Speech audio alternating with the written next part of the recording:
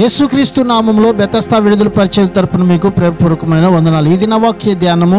నేను ప్రేమించు వారందరినీ గద్దించి శిక్షించుచున్నాను గనుక నీవు ఆసక్తి కలిగి మారు మనసు పొందము. ప్రకటన గ్రంథం 3వ అధ్యాయం 19వ వచనం. మనము నులివెచ్చనైన స్థితిలో జీవిస్తూ ఉంటే ఆ జీవితం దేవునికి వెగట పుట్టిస్తుంది, కానీ దానివల్ల ఆయన ప్రేమగల హృదయంలో మార్పు ఉండదు. యెహోవా శిక్షను తృణీకరించకూడదు, ఆయన గద్దింపుకు ఎప్పుడు విసిగిపోకూడదు.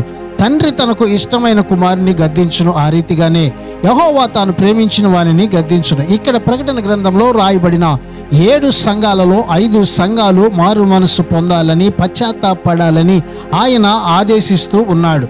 సంఘము అనగా మనము మన ప్రవర్తనను, మన మనస్సును మార్చుకొని మారు మనస్సుకు తగిన ఫలమును ఫలించు వారిగా ఉండాలని దేవుడు కోరుకుంటూ ఉన్నాడు. ఈ దినాన వాక్యాన్ని బట్టి మన మనస్సును దేవుని వైపుకి త్రిప్పి ఆయనకు ఇష్టమైన వారిగా జీవిద్దాం. అట్టి కృపను, ధన్యతను ప్రభు మనందరికీ దయచేయునుగాక. ప్రార్థన. మమ్మల్ని మిక్కిలిగా ప్రేమించిన మా ప్రియ పరలోకపు తండ్రి యేసయ్య, మరొక నూతన దినాన్ని మాకు ఇచ్చినందుకు నీకు వందనాలు, స్తోత్రాలు చెల్లిస్తూ, నీ రక్తం వెలగా ఇచ్చి సంపాదించిన సంఘమైన మేము అయ్యా, ఏ విషయంలో మారు మనసు పొందాలో, ఏ విషయంలో పశ్చాత్తాపడి మార్పు చెంది మీ కొరకు జీవించాలో అలాగను మమ్మల్ని సిద్ధపరచమని యేసు నామములో ప్రార్థిస్తున్నాము తండ్రి. ఆమెన్.